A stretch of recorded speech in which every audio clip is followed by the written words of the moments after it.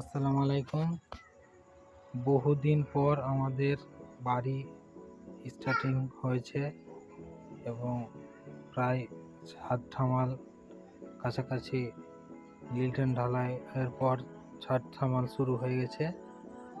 তো অনেক দিনের ইচ্ছে পূরণ হতে চলেছে। এই আমাদের স্বপ্নের ছোট একটা বড় করা রুম এবং ছাদ ঢালাইয়ের জন্য প্রস্তুতের জন্য পাটা মারা হয়ে গেছে। আজকে ফাইনালি ছাদ ঢালা শুরু হয়ে গেছে। এই দেখো বন্ধুরা, আর কেমন হয়েছে প্লিজ জানাবে। আমাদের ছাদ ঢালাই প্রায় শেষের দিকে এবং বহু কষ্ট করে এই আমরা 1 ফুটেরই ঘর হুগলিতে করলাম।